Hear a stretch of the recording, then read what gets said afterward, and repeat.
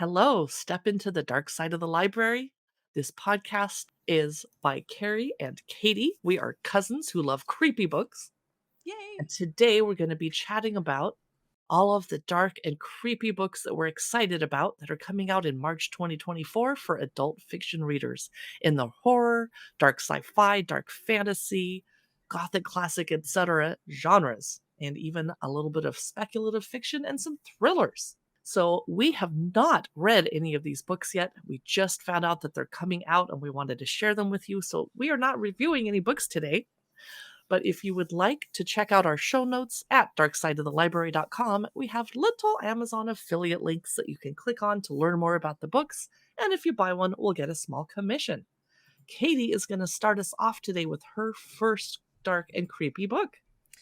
Yeah, it is called The Angel of Indian Lake. This is, I believe, the final installment of the Indian Lake trilogy by Stephen Graham Jones. And this comes out March 26th. I've only read My Heart is a Chainsaw, and that was a wild ride. So I have not made time to read the second book, Don't Fear the Reaper. I love the cover and obviously the title. So this one, though, I guess fast forward like 30 seconds. If you haven't read the second one and you don't want any spoilers, fast forward a little bit. But here's what the third book is about. It's been 4 years in prison since Jade Daniels last saw her hometown of Proof Rock, Idaho, the day she took the fall, protecting her friend Letha and her family from incrimination. Since then, her reputation and the town have changed dramatically. There's a lot of unfinished business in Proof Rock, from serial killer cultists to the rich trying to buy Western authenticity. But there's one aspect of Proof Rock no one wants to confront until Jade comes back to town. Lucky for Jade. So the curse of the Lake Witch is waiting, and now is the time for the final stand. So I love Stephen Graham Jones, and I thought My Heart is a Chainsaw was very, very intriguing, so I should probably continue the Indian Lakes trilogy. So if you're waiting for the third installment, it's coming out March 26th. This is The Angel of Indian Lake. My first book today is called All Our Yesterdays. It is by Joel H. Morris. It's a novel of Lady Macbeth. Woo! Oh. It comes out March 12th. The publisher is G.P. Putnam Sons. So it's set in Scotland in the 11th century. Born in a noble household and the granddaughter of a forgotten Scottish king, a young girl carries the guilt of her mother's death and the weight of an unknowable prophecy. When she's married at 15, to the Mormaer of Moray, she experiences firsthand the violence of a sadistic husband and a kingdom constantly at war. To survive with her young son in a superstitious realm, she must rely on her own cunning and wit, especially when her husband's downfall inadvertently sets them free. Suspicious of the dark devices that may have led to his father's death, her son watches as his mother falls in love with the enigmatic Thane Macbeth. She's now a woman of stature, and Lady Macbeth confronts a world of masculine power and secures the protection of her family. But the coronation of King Duncan and the political maneuvering of her cousin Macduff set her on a tragic course, one where her own success might mean embracing the very curse that haunts her and risking the child she loves. That is All Our Yesterdays by Joel H. Morris. Comes out March 12th, and I apologize for coughing. I still have a lingering cold. I'm just doing it on purpose to creep you out. Just kidding. The creepy cough! I have to admit, I'm going to have to pick that one up because I like Macbeth. I love it. I'm glad I'm not in a stage right now. Don't kill me here. Anyway, the next book that I have on my list is called Big Time. This is by Ben H. Winters, and it comes out March 5th. This is a stellar technological thriller. It is about a mother engulfed by her own midlife crisis, stumbling upon a dark conspiracy to harvest and sell people's time. So what if time could be taken from us, the minutes, the hours, and the years of our lives, extracted like organs taken for a transplant? What would that actually mean for the world? And what would it do to the person from whom it's taken? Well, obviously shorten their life. What else? Grace Burney is a mid-level bureaucrat in the Food and Drug Administration, a woman who once brimmed with purpose, but somehow turned into a middle-aged single mom with a dull government job and a melancholy sense that life has passed her by. Until the night, a strange photo comes across her desk of a young woman in a hospital bed who has been subjected to a mysterious procedure. Against orders and against common sense, Grace sets out to bring the girl to safety and finds herself risking her job, her future, and her life on whether she can find the missing girl before an obsessive and violent mercenary who's also looking. I'm stressed out just hearing you talk about that. I know, it's a lot. So this is obviously a thriller, but it's a metaphysical mystery about the very nature of our lives. This sounds very intriguing. The publisher is Mulholland Books. This is Big Time by Ben H. Winters. Wow. My next book is The Canopy Keepers. It's by Veronica G. Henry. It's part of the Scorched Earth series. And what happens when nature will no longer stand by and accept its destruction? A female fire chief discovers an ancient world rooted with secrets that can save or destroy. It is a dark fantasy book. So, Sarah Carson doesn't know why she accepted a job as the first female fire chief at Sequoia National Park, where decades earlier a forest fire killed her parents. That day, her brother, Romulo, disappeared, as if pulled into the scorched earth itself. Sarah has always had an uncanny affinity for the natural wonders of the park she protects, but after she sanctions a prescribed burn that goes terribly wrong, she quits her position in disgrace. However, when another devastating wildfire breaks out, Sarah is reluctantly pulled back into action and discovers an unknown world, I'm just getting goosebumps right now, that has existed underground since the beginning of time. It's a secret society that's built around the forest's complex root system, and it's now divided into two factions. One is ruled by the Keeper, the giant sequoia's benevolent caretaker, okay, but the other is ruled by a mysterious undoer who's determined to wage war on humanity.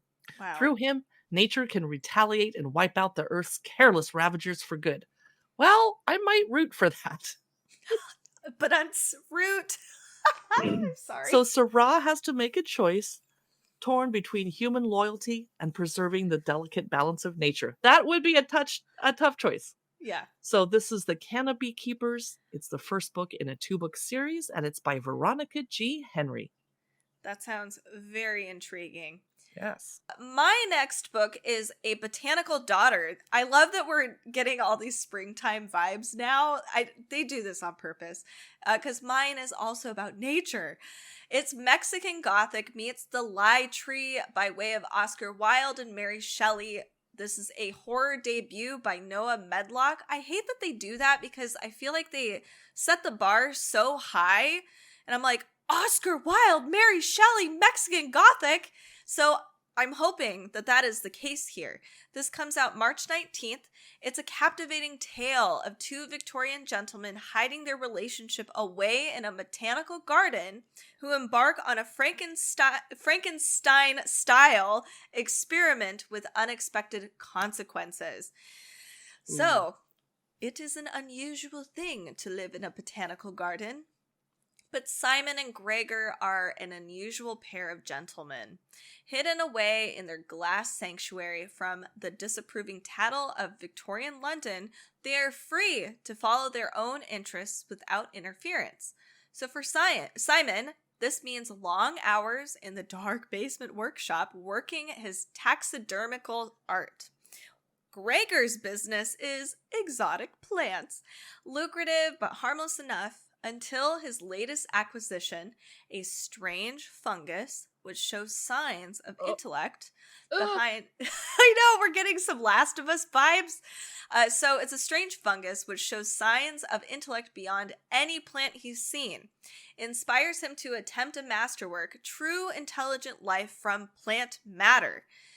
Driven by the glory he'll earn from the Royal Horticultural Society for such an achievement, Gregor ignores the flaws in his plan.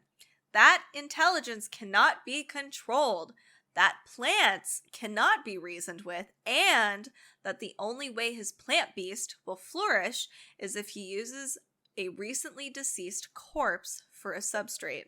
Ew. The experiment, or Chloe, as she is named, outstrips even Gregor's expectations, entangling their strange household. But as Gregor's experiment flourishes, he wilts under the cost of keeping it hidden from jealous eyes. The mycelium grows apace in the sultry greenhouse, but who is captivating who? This sounds interesting. It's an extraordinary tale of family, fungus, and more. And bloody revenge. And it's a new voice in queer horror. So I'm really excited. The publisher is Titan Books. This is A Botanical Daughter by Noah Medlock. My next book is called A Deadly Endeavor. It's set in the 1920s. It's part of a series called The Deadly 20s Mystery. The publisher is Crooked Lane Books, and the author is Jenny Adams. This comes out March 5. It's set in Philadelphia in 1921, where a serial killer is on the loose. When Edie Shippen returns home after spending years in California recovering from influenza, she's shocked to discover that her childhood sweetheart is engaged to her twin sister. Rude! Wow. Rude on both of their parts. Anyway, Yep. I'm judging. Heartbroken and adrift, Edie vows to begin living her life as a modern woman, and to hell with anyone who gets in her way. But as young women start to disappear from the city, her newfound independence begins to feel dangerous. So then we have Gilbert Lawless, great last name. He returned home from the Great War a shell of his former self. He hides away in the office of Philadelphia's coroner, content to keep to himself until a gruesome series of corpses come into the morgue. Ugh. And when his sister, who's named Lizzie, goes missing, he risks his career to beg help from the one person that Lizzie seemed to trust, her employer, Edie. Fearing the worst, Edie and Gilbert desperately search for clues. It soon becomes clear that Lizzie's disappearance is connected to the deaths rocking the city of brotherly love, and it's only a matter of time until the killer strikes again. Ugh. That's A Deadly Endeavor, and it's by Jenny Adams. My next book is a part of a Diablo, like Diablo the video game franchise. It's called The Book of Cain, and it's the author's Blizzard Entertainment. But I know there's a real author here, Blizzard. Come on. This comes out March 12th. Since the dawn of time, the eternal conflict has raged between the high heavens and the burning hells. So you can delve into this trove of lost knowledge where renowned scholar Deckard Cain has combined excerpts, illustrations, and first-hand knowledge to pen a history of the world of Sanctuary. His writings depict the insidious prime evils, shed light on Tyrael and the archangels from the Anguirus Council, and illuminate humanity's hope and enduring heroism in the face of overwhelming terror. Revealed are also untold mysteries from the origins of mortals and the secrets of the Nephilim to the gathering darkness of the end days. So I figured I would put this over here because it still is a work of fiction. I wouldn't call this like a coffee table read, even though there are some, I think, illustrations in here. But there's extra stories to sort of just buff up the Diablo world. Not like it needs more. There's a ton of stories in the Diablo games. But this would be really cool if you're a huge Diablo fan and you want to add to your collection of Diablo books, because there's quite a few. Check out The Book of Cain. This is by Blizzard. My next book, I'm not sure how to pronounce it. It's Diavola or Diavola. Anyway, it's a novel by Jennifer Thorne. It comes out March 26th from Tor Nightfire. It isn't easy when she's the only one in the family who doesn't quite fit in. Her twin brother, Benny, goes with the flow, so much that he's practically dissolved, and her older sister, Nicole, is so used to everyone, including her blandly docile husband and 2 kids, falling in line, that Anna often ends up in trouble for simply asking a question. Mom seizes every opportunity to question her life choices, And Dad, when not reminding everyone who paid for this vacation, just wants some peace and quiet. They're at a gorgeous remote villa in the tiny Monte Perso. I don't know where that is.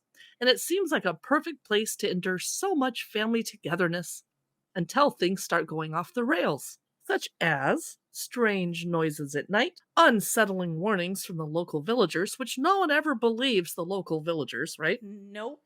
And the dark, violent past of the villa itself. Now, this seems like a YA book, but it is in the adult category. It's Diavola or Diavola, a novel by Jennifer Thorne. My next book sounds interesting. This might be literary. I'll figure it out. Maybe historical fiction. This is Fervor by Toby Lloyd, and it comes out March 19th. This is a chilling and unforgettable story of a close-knit Jewish family in London pushed to the brink when they suspect that their daughter is a witch. And this cover is beautiful. The story goes, Hannah and Eric Rosenthal are devout Jews living in North London with their 3 children and Eric's father Yosef, a Holocaust survivor. Both are intellectually gifted and deeply unconventional. The Rosenthals believe in the literal truth of the Old Testament and in the presence of God and evil in daily life. As Hannah prepares to publish a sensationalist account of Yosef's years in a war-torn Europe, unearthing a terrible secret from his time in the camps, Elsie, her perfect daughter, starts to come undone. And then, in the wake of Yosef's death, she just vanishes. When she returns, though, just as mysteriously as she left, she is altered in disturbing ways. Witnessing the complete transformation of her daughter, Hannah begins to suspect that Elsie has delved too deep into the labyrinths of Jewish mysticism and gotten lost among the shadows. But for Elsie's brother, Tovia, a brilliant but reclusive student struggling to find his place at Oxford, the truth is much simpler. His sister is the product of a dysfunctional family, obsessed with empty rituals, tradition, and unbridled ambition. But who's right?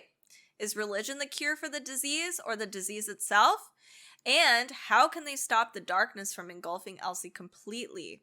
So this is a really just very different. It's a horror tale. It's about a family where personal allegiances compete with obligations to history and to mysterious forces that offer both consolation and devastation. Very, very different. This sounds intriguing. This is Fervor by Toby Lloyd. My next book is called Fruit of the Dead. It is a contemporary reimagining of the myth of Persephone and Demeter, set over the course of one summer on a lush private island. It's about addiction and sex, family and independence, and who holds the power in a modern underworld. Fruit of the Dead is by Rachel Lyon. It comes out March 5. Camp counselor Corey is 18 and aimless, and she's afraid to face her high-strung mother in New York. She's no longer sure where home is when the father of one of her campers offers an alternative. He's the CEO of a Fortune 500 pharmaceutical company. His name is Rollo Picasso. He's middle aged, divorced, and magnetic. And apparently a pervert because she's only 18. I'm sorry. He's also intoxicated by Corey. When Rollo proffers a childcare job and a non disclosure agreement, Corey quiets an internal warning and allows herself to be ferried to his private island. People do not do this. She's plied with luxury and opiates that are manufactured by his company and continues to tell herself she's in charge. Her mother, named Emir, is the head of a teetering agricultural NGO and senses otherwise. With her daughter seemingly vanished, Emir crosses land and sea to heed a cry for help that she alone is convinced that she hears. So the book is going to alternate between the two women's perspectives and incorporate mythic inspiration with a light touch and devastating precision. That is Fruit of the Dead, a novel by Rachel Lyon. I think this book is the one I'm the most excited about, but it's kind of hard because there's a lot of great books on this list today. This is called The Haunting of Velkwood. This is by Gwendolyn Kiste, and it comes out March 5th. I've been told it's it sounds a lot like Jeff Vandermeer's Annihilation. Somebody got an advanced copy and they were like, oh, I got some of those vibes. And I was like, I love that book, so I'm really pumped for this one. So this is about 3 childhood friends who miraculously survived the night everyone in the suburban hometown turned into ghosts. So, the Velkwood vicinity was the topic of occult theorists, tabloid 1-hour documentaries, and even some pseudoscientific investigations, as the block of homes disappeared behind a near impenetrable veil that only 3 survivors can enter, and only one has in the past 20 years until now.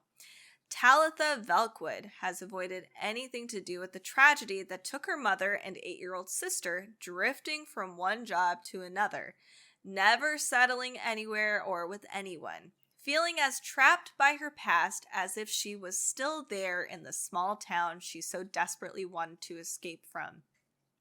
When a new researcher tracks her down and offers to pay her to come back to enter the vicinity, Talitha claims she's just doing it for the money. Of all the crackpot theories over the years, no one has discovered what happened the night Talitha, her estranged former best friend Brett, and Grace escaped their homes 20 years ago. Will she finally get the answer she's been looking for all these years, or is this just another dead end? This is a interesting suburban ghost story about a small town that trapped 3 young women who must confront the past if they're going to have a future. So it sounds very intriguing. This is called The Haunting of Velkwood by Gwendolyn Kiste. My next book is called Lost Man's Lane. It's by Scott Carson. It comes out March 26th from Atria Books. For a 16-year-old, a summer internship working for a private investigator seems like a dream come true, particularly since the PI is investigating the most shocking crime to ever hit Bloomington, Indiana in decades. A local woman has vanished, and the last time anyone saw her, she was in the back seat of a police car driven by a man impersonating an officer. Oh boy. Marshall Miller's internship puts him at the center of the action, a position he relishes until a terrifying moment that turns public praise for his sharp observations into accusations of lying and imperiling the case.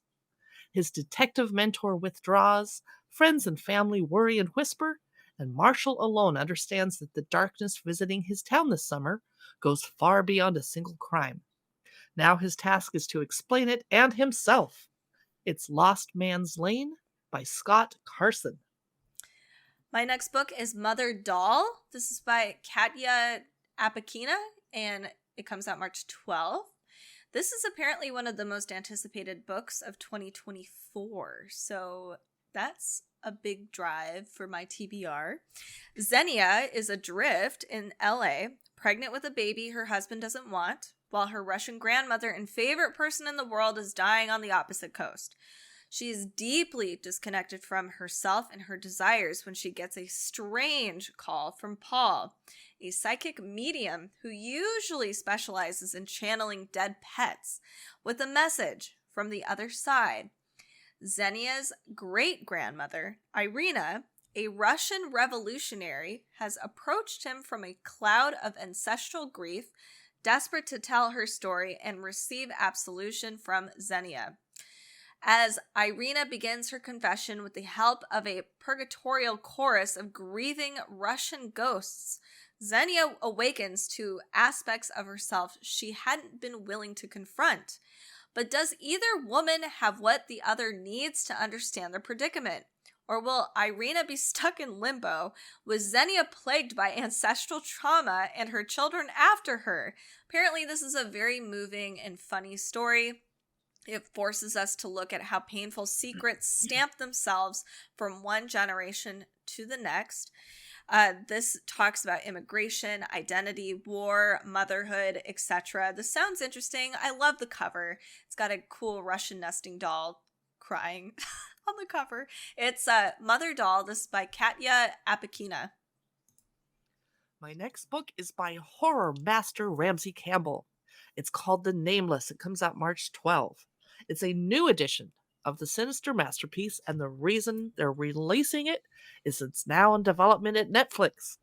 Oh. So, just a brief summary since you might have already read it. Barbara's daughter Angela was kidnapped at age 4, and then a disfigured body turns up that appears to be the end of the matter.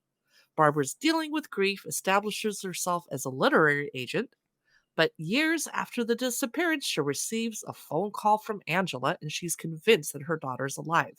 So her investigations take her deep into London, New York, and Scotland. Was a brainwashing cult responsible for Angela's abduction? The more Barbara learns, the less she can trust, including those closest to her. So that's The Nameless by Ramsey Campbell. My next book is The New Couple in 5B. This is definitely going to be a psychological thriller. It even has the font on the cover for it. This is by Lisa Unger, and it comes out March 5th. Rosie and Chad Lowen are barely making ends meet in New York City when they receive life-changing news. Chad's late uncle has left them his luxury apartment at the historic Windermere in glamorous Murray Hill. With its pre-war elegance and impeccably uniformed doorman, the building is the epitome of old New York charm. One would almost never suspect the dark history lurking behind its perfectly maintained facade. At first, the building and its eclectic tenants couldn't feel more welcoming. But as the Lowens settle into their new home, Rosie starts to suspect that there's more to the Windermere that meets the eye. Why is the doorman ever present? Why are there cameras everywhere? And why have so many gruesome crimes occurred there throughout the years? When one of the neighbors turns up dead, Rosie must get to the truth about the Windermere before she too falls under its dangerous spell. This sounds fun. So this is called The New Couple in 5B. If you're looking for a new thriller, definitely check this one out. This is by Lisa Unger. My next book is a short story collection called Penny Bloods, Gothic Tales of Dangerous Women. It's one of the British Library hardback classics published by British Library Publishing. Comes out March 5. The editor is Nicole C. Dittmer. So in the mid-1800s, the inexpensive publications that were known as penny bloods were all the rage in Britain. They were tales of high Gothic drama, violence, and monstrosity, and the literary phenomenon was significant for its depictions of dangerous and transgressive women. Yes! Go, girls! Which inspired such milestone Gothic works as Carmilla. There are 10 tales in this book from classic and truly obscure penny publications, and they feature newly edited text and insights from Dr. Dittmer's research. It's a new volume that revives a company of witches, femme fatales, vampire mistresses, and deadly criminals. Yay! That's Penny Bloods, Gothic Tales of Dangerous Women by Nicole C. Dittmer, and it comes out March 5. My next book is called Song of the Huntress. This comes out March 19th. It is by Lucy Holland. I just have some issues with it from an anthropological standpoint, but I'll let it slide. So this is a transformation of the story of King Hurla in the Wild Hunt and turning it into a feminist fantasy. It's about two great warriors, a war-torn land, and an ancient magic that is slowly awakening. We have Britain in 60 AD, hoping to save her lover, her land, and her people from the Romans. Hurla makes a desperate pact with the king of the otherworld, not underworld, otherworld. But years pass unheeded in his realm, and she escapes to find everyone she loved long dead. Cursed to wield his blade, she becomes the lord of the hunt, and for centuries she rides, leading her immortal warriors and reaping wanderers' souls, until the night she meets a woman on a bloody battlefield, a Saxon queen with ice blue eyes. Queen Ethelberg of Wessex is a proven fighter, but when she leads her forces to disaster in battle, her husband's court turns against her. Yet, King Ine needs Ethel more than ever. Something dark and dangerous is at work in the Wessex court. His own brother seeks to usurp him, and their only hope is the magic in Ine's bloodline, that's lain dormant since ancient days. The moment she and Ethel met, Herla knows it's no coincidence. The dead kings are waking. The other world seeks to rise to bring the people of Britain under its dominion, and as Herla and Ethel grow closer, Herla must find her humanity and a way to break the curse before it's too late. This cover is really, really pretty. It almost has like a texture on it, so I'm not sure if it's actually leather bound, but it definitely looks like it's leather bound. This book is called Song of the Huntress by Lucy Holland. My next book is Thirst, a novel by Marina, and I apologize for mispronouncing her last name, Yusuzuk.